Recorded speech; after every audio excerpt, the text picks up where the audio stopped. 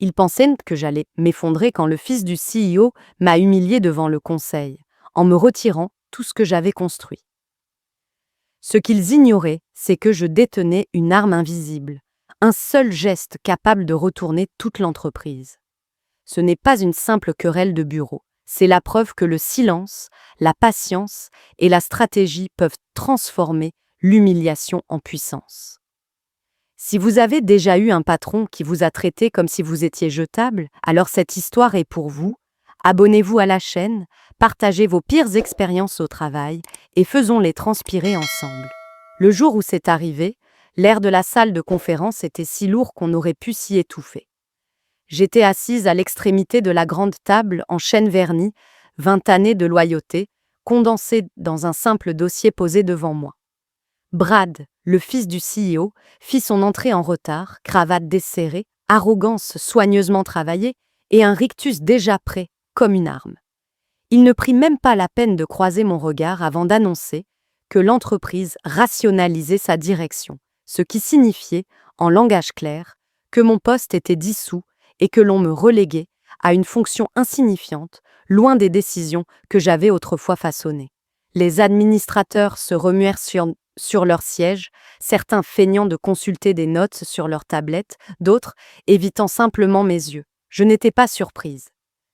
Dans le monde de l'entreprise, le silence reste la langue la plus sûre.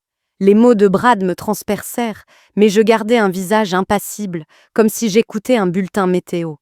À l'intérieur, l'humiliation pesait lourd, mais je refusais de lui offrir le spectacle qu'il espérait. Je ne protestais pas, je ne plaidais pas. J'en savais trop.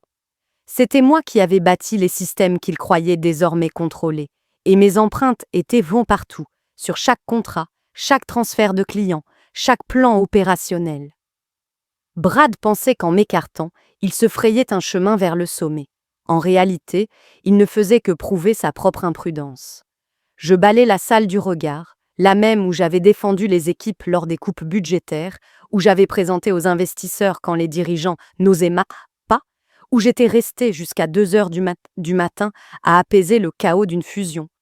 Et voilà que, d'une phrase bâclée, on m'annonçait que je ne comptais plus. Je le laissais finir, laissais mourir les applaudissements creux. Puis, je repoussais ma chaise, lissais mon blazer et ramassais le dossier que j'avais apporté. Personne ne demanda ce qu'il contenait, et je préférais ainsi.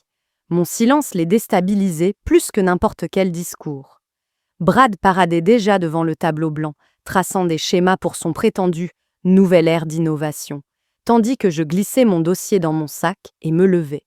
La salle vibrait d'un malaise sourd, des chuchotements s'échangeaient sans que personne n'ose croiser mon regard. Pour eux, j'étais déjà effacée, une victime du népotisme grimé en décisions stratégiques. Mais je n'étais pas brisée. Je marchais vers la porte sans hésitation, m'arrêtant juste assez pour capter le reflet de Brad dans la paroi vitrée. Il avait l'air d'un gamin jouant au chef, trop arrogant pour comprendre qu'il venait d'écarter la seule personne qui maintenait cette entreprise en équilibre. Je laissai échapper un sourire, fin, acéré, volontaire, puis sortis. Pas de voix élevée, pas de scène, juste une sortie nette. Parce que la vérité était simple. Je ne partais pas vaincue, je partais préparée. Et quand les portes de l'ascenseur se refermèrent devant moi, j'avais une certitude absolue. Je ne revenais pas. Je partais dans une toute autre direction. Les gens comme Brad ne comprennent jamais comment une entreprise respire vraiment. Ils pensent que le pouvoir se cache dans les titres et les bureaux d'angle, alors qu'en réalité, il se dissimule dans l'invisible. La façon dont les contrats sont négociés, dont les systèmes communiquent entre eux, dont les clients restent fidèles quand la tempête éclate. Moi, je le savais, parce que j'avais passé des années à tisser ces fils invisibles, ce que personne ne remarque, jusqu'au jour où ils se défont. Bien avant que Brad ne parade dans le décor, j'avais dirigé l'équipe qui avait conçu notre plateforme logistique, celle qui transformait les retards de livraison en modèles prédictifs et qui avait permis d'économiser des millions en pénalités. C'était un travail ingrat, sans sommeil, que seuls ceux qui aiment la précision peuvent supporter. Moi, je l'aimais. J'avais bâti quelque chose de solide, fiable, indispensable. Et pourtant, le jour où le népotisme s'est assis à la tête de la table, Tout cela n'avait plus aucune valeur. Pendant un temps, ça m'a brûlé de l'intérieur. Mais la colère a une drôle de façon d'affûter la mémoire. Elle m'a ramené à une conférence commerciale pluvieuse à Portland 2 ans plus tôt. Notre entreprise s'était moquée du minuscule stand en face du nôtre, un concurrent si petit qu'il n'avait même pas les moyens d'une enseigne rétroéclairée. Tandis que mes collègues levaient les yeux au ciel devant leur installation bricolée, j'avais pris le temps de regarder leurs démonstrations. Leur logiciel était rugueux, un peu maladroit, mais il portait une vision. Ils ne couraient pas derrière des mots à la mode, ils résolvaient de vrais problèmes. Je me souvenais avoir discuté avec leur fondatrice, Sylvia Cortés, une femme au regard acéré et à la présence calme, du genre de leader qui n'a pas besoin d'élever la voix pour imposer sa place. Elle m'avait écouté ce jour-là avec une intensité que mes propres dirigeants ne m'avaient jamais accordée. « Si nous avions votre architecture, » avait-elle murmuré, « nous pourrions transformer cette industrie. » J'avais ri, à l'époque, encore loyale à une entreprise qui détenait encore ma confiance. Mais ces mots étaient restés. Après que Brad m'a poussé de côté, ils ont résonné plus fort que jamais. Je ne cherchais pas la vengeance, pas encore. Ce que je voulais, c'était du respect, la possibilité de déployer mes idées sans qu'elles soient détournées par des gens qui confondaient nom de famille et compétences. Alors, j'ai décroché mon téléphone. Sylvia s'est immédiatement souvenue de moi. Elle n'a pas demandé d'explication, ni fouillé dans ma chute. Elle s'est contentée de dire « prête à construire ce qu'ils ont été trop aveugles pour te laisser terminer ?» Cette simple phrase a dissipé le brouillard de la trahison. J'ai dit oui, avant même de m'en rendre compte. Rejoindre son entreprise n'avait rien d'une désertion par rancune. C'était un alignement naturel avec quelqu'un qui voyait enfin ma valeur. Sa société n'était pas tape à l'œil, pas de hall en marbre, pas de campagne de communication hors de prix. Leur bureau, un ancien entrepôt réaménagé à Portland, sol de béton encore marqué par leur passé d'usine. Mais l'énergie était différente, vivante, affamée, collaborative. Les gens restaient tard, non pas par peur des licenciements, mais parce qu'ils voulaient voir si leur code pouvait gratter encore 1 heure sur les cycles de livraison. Pour la première fois depuis des années, je n'étais pas la voix qu'on étouffait. J'étais une voix qu'on invitait à diriger. En quelques semaines, c'était clair. Sylvia avait bâti une base solide, mais il lui manquait un système capable d'affronter les géants. Elle m'a donné carte blanche et je lui ai offert mon plan, celui que je n'avais jamais pu terminer chez Axistrack. Pièce par pièce, nous l'avons reconstruit, plus robuste, plus rapide, plus agile. Non pas pour survivre, mais pour dominer. Et le meilleur, dans mon ancienne boîte, personne ne se doutait que j'étais derrière. Ils me croyaient enterré dans l'oubli.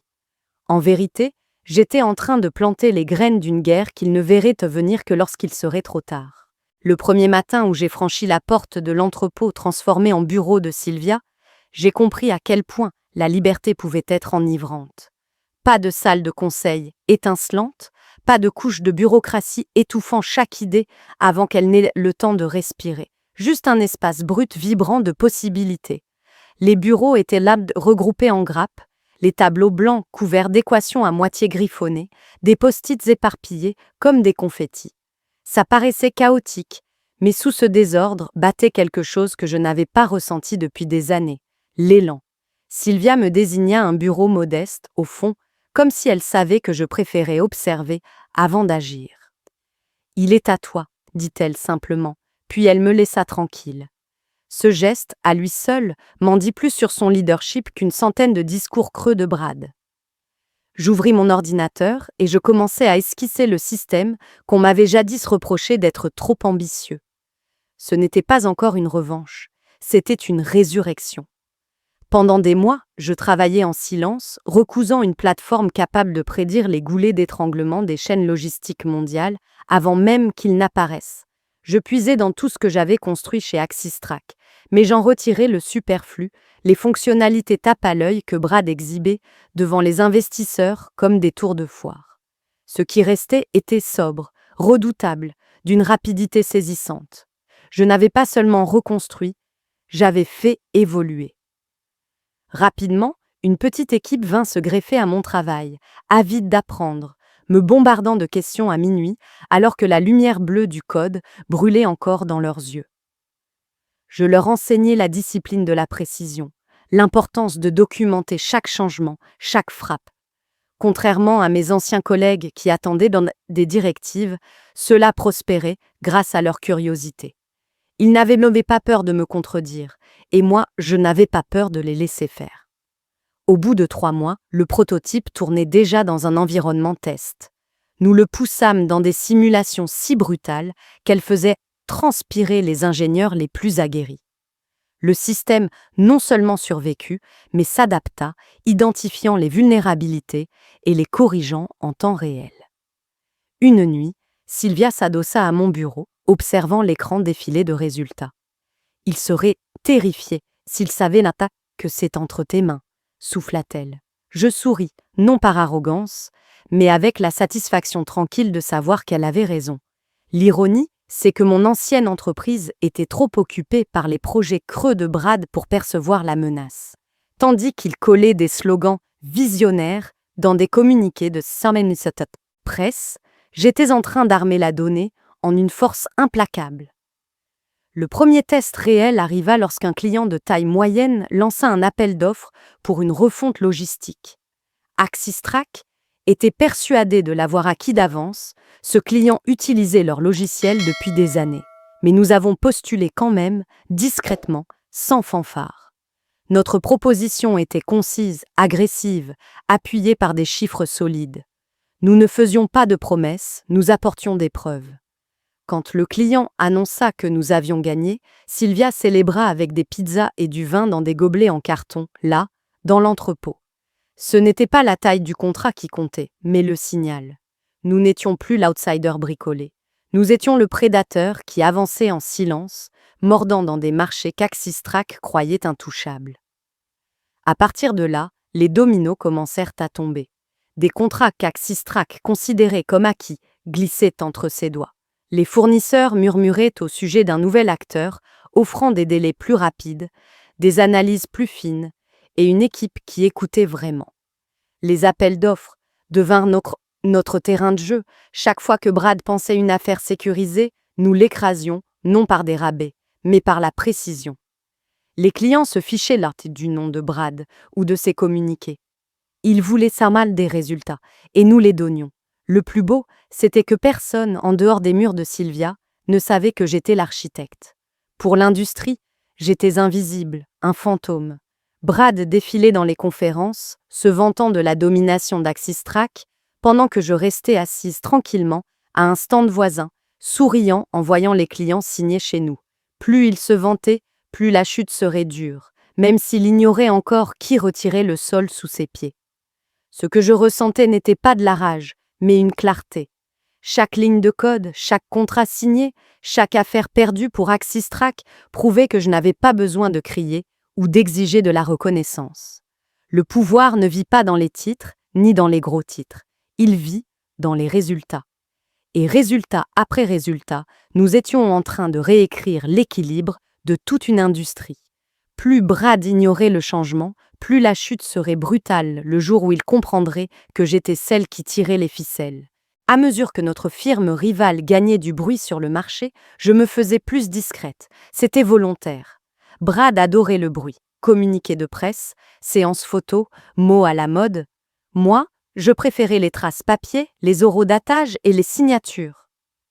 Si Axistrack cherchait à raconter une histoire sur les raisons de sa perte de terrain, je voulais que les faits soient indiscutables. Alors, pendant que je construisais notre système le jour, la nuit je passais au peigne fin des années de documents que j'avais moi-même rédigés, modifiés ou appliqués. Contrat de travail, accord de licence, clause fournisseur. J'avais vécu dans cette toile juridique assez longtemps pour en connaître les points faibles, et je pris soin de préserver l'essentiel. J'ai chiffré des copies sur des disques durs cachés en plein jour, un dans le tiroir de mon bureau, un autre dissimulé dans un cadre photo chez moi. Un troisième resta enfermé dans une consigne sous le nom de ma sœur. Aux yeux des autres, ça aurait paru paranoïaque. Pour moi, c'était de la survie. Je connaissais Brad suffisamment pour prévoir qu'il viendrait me chercher dès que les contrats commenceraient à lui échapper. Le népotisme peut donner du pouvoir, mais pas la patience, et son ego ne supportait pas d'être humilié devant le conseil. Il chercherait un coupable, et j'étais la cible évidente. Je ne lui donnerais pas cette chance. En silence, je documentais tout ce sur quoi je travaillais chez Sylvia. Schéma interne, horodatage, notes collaboratives, tout classé, daté et sauvegardé pour prouver ma paternité. Si Brad essayait de m'accuser de vol, je pourrais démontrer, à l'heure près, que j'avais bâti notre nouveau système de zéro, sans rien utiliser qu'Axistrack puisse légalement revendiquer. Mais la vraie arme n'était pas seulement ma preuve d'innocence, c'était ma mémoire de leurs failles. Brad n'a jamais respecté les détails, ce qui signifiait qu'il signait des accords sans comprendre leur contenu. Je me rappelais d'une clause de licence dont il s'était vanté d'avoir négocié, sans réaliser qu'elle enfermait Axistrack dans des redevances fournisseurs 2 fois supérieures à la moyenne du marché pendant 5 ans. Je me souvenais d'un accord d'exclusivité qui paraissait solide sur le papier, mais s'effondrait si un seul indicateur trimestriel n'était pas atteint. Il avait hérité du pouvoir mais traitait les contrats comme des accessoires de théâtre. Moi, je les considérais comme des fils électriques. Cette différence comptait. Je ne partageais pas ces révélations avec Sylvia au début. Je voulais m'assurer de ne pas l'entraîner dans une guerre personnelle. Mais quand les premiers murmures de menaces juridiques arrivèrent, je glissai un dossier sur son bureau. À l'intérieur, des accords annotés, des vulnérabilités surlignées et une chronologie montrant comment l'arrogance de Brad avait mis le feu à sa propre entreprise. Sylvia étudia les papiers en silence, puis leva les yeux. « Tu gardes ça depuis longtemps ?» Je hochai la tête. « Je n'ai pas besoin de m'en servir, dis-je, mais s'il essaie de nous salir, c'est fini pour lui. » Son sourire était petit, tranchant. « Alors laissons-le choisir comment ça finit. Voilà la beauté du pouvoir enterré. Il n'a pas besoin d'être exhibé pour être efficace. Il suffit qu'il existe en attente, silencieux, irréfutable. » Et j'étais prête à laisser Brad y marcher tout droit. L'affrontement arriva plus vite que je ne l'avais imaginé. Un conglomérat maritime international annonça un appel d'offres colossal pour un contrat logistique de longue durée, du genre de marché capable de sceller la réputation d'une entreprise pour une décennie. Tout le monde pensait qu'Axistrack allait l'emporter. Il détenait déjà les comptes secondaires de ce client depuis des années, et Brad se vantait publiquement que ce contrat était déjà dans la poche. Je restais silencieuse, tout en savourant l'ironie. Le système que Brad avait autrefois rejeté comme trop complexe était précisément ce dont ce client avait besoin. Dans l'entrepôt de Sylvia, l'atmosphère bascula en état d'alerte. Ce n'était pas un appel d'offres de plus, c'était notre chance de prouver que nous n'étions pas seulement compétitifs, mais que nous étions en tête. Je dirigeais l'équipe à travers 72 heures de préparation ininterrompue. Nous modélisâmes chaque scénario d'expédition, testâmes des points de tension sur plusieurs continents, et emballâmes le tout dans une présentation si étanche qu'il n'y avait pas de place pour les paillettes habituelles de Brad. Le jour de la présentation, je me tenais en coulisses, dans la grande salle d'exposition internationale, l'air vibrant de murmures et du bourdonnement des entreprises concurrentes installant leurs démonstrations. Sylvia me fit un petit signe de tête, le regard assuré. « Tu connais ce système mieux que quiconque. Prends les rênes. » Mes anciens collègues m'auraient écarté, privilégiant le spectacle à la substance. Ici, on me faisait confiance pour porter le poids. Je montais sur scène sous les projecteurs aveuglants, ma voix ferme, tandis que je guidais le client à travers des démonstrations en direct. Pas d'illusions, pas de promesses vagues, juste des données, de la précision et la preuve que notre plateforme ne se contentait pas de prédire les problèmes, elle les empêchait d'exister. Le public se penchait en avant, murmurant à mesure que les chiffres défilaient à l'écran. Quand j'eus terminé, il n'y eut pas d'applaudissements, mais un silence épais, le genre de silence qui trahit une décision déjà prise. Après nous, Axistrack monta sur scène. Brad arriva dans son costume hors de prix et son charme vide, faisant défiler des diapositives gonflées de jargon. Il parla de « futur visionnaire » et d'accélérateur de synergie, des phrases qui emplissaient l'air sans rien offrir de concret. À mi-chemin, son système se figea, un simple accroc révélant la fragilité de leur infrastructure. Il tenta de rire de l'incident, mais le mal était fait. Je ne souris pas, je ne me moquais pas. Je restais assise aux côtés de Sylvia, les mains croisées, sachant que nous avions déjà gagné. 2 semaines plus tard, l'annonce devint publique. Le géant maritime nous avait choisis, nous attribuant un contrat d'une valeur d'un demi-milliard de dollars. L'industrie s'embrasa d'incrédulité. Comment une société modeste, installée dans un ancien entrepôt, avait-elle pu battre le leader proclamé? Le conseil d'administration d'Axistrac chancela, cherchant des excuses. Mais lorsque les journalistes creusèrent, ils trouvèrent la vérité dans les détails du contrat. Notre solution surpassait la leur à tous les niveaux. J'imaginais Brad, assis dans son bureau de verre, découvrant la nouvelle, réalisant que l'affaire dont il s'était vanté lui échappait. Et pire encore, que l'architecte de son humiliation, c'était moi. À cet instant, mon silence devint tonnerre. Je n'avais pas besoin de le confronter, pas besoin d'expliquer. Le contrat parlait plus fort que n'importe quel mot que j'aurais pu prononcer. Cette présentation n'était pas seulement une victoire pour l'entreprise de Sylvia, c'était le dévoilement de tout ce que j'avais construit dans l'ombre, l'aboutissement de patience, de précision et de retenue. Et pour Brad, ce fut le début d'un effondrement qu'il ne pourrait plus arrêter. Le premier appel arriva un mardi soir alors que je versais du thé dans ma cuisine. Mon téléphone vibra sur le comptoir. Je n'avais même pas besoin de regarder l'écran pour savoir qui c'était.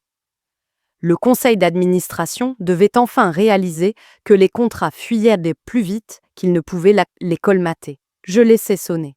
Un message vocal suivi, poli, bien tourné, m'invitant à envisager une conversation sur de potentielles opportunités.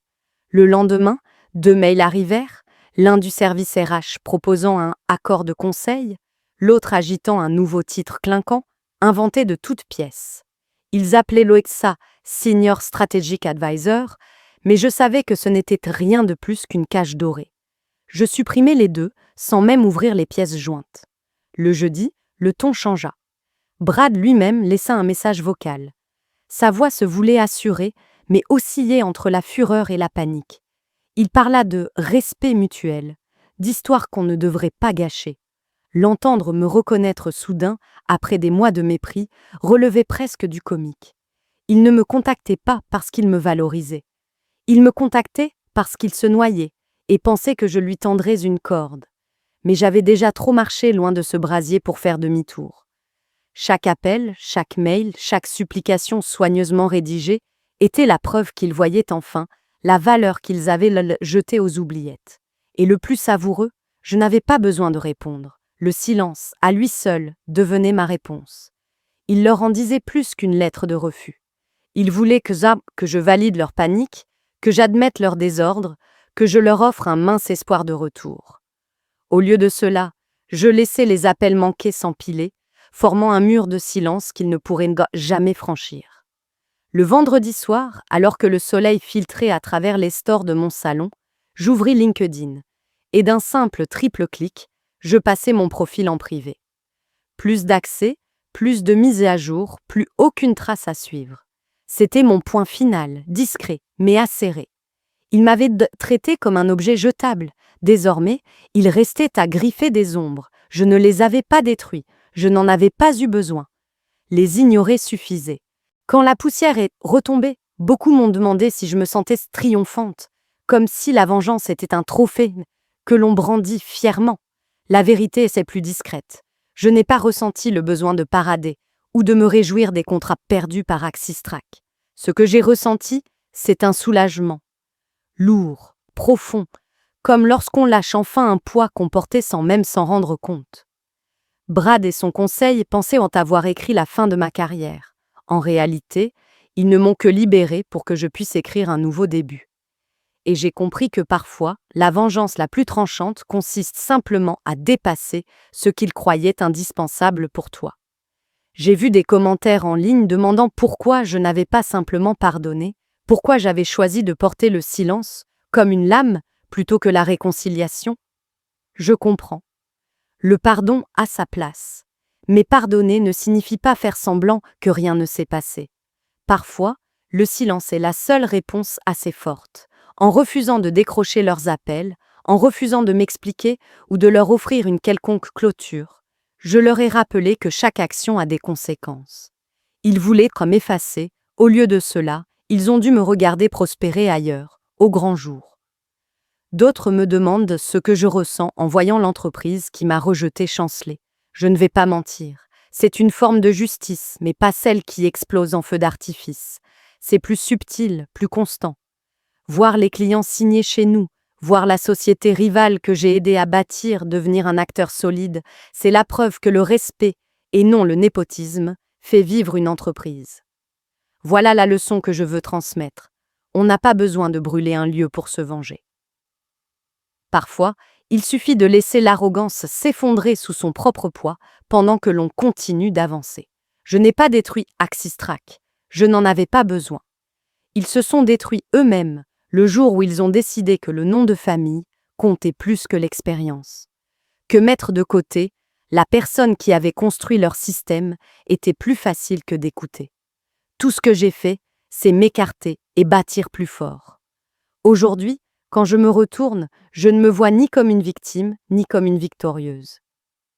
Je me vois comme quelqu'un qui a refusé de rester petite dans un endroit qui avait déjà décidé de me rétrécir.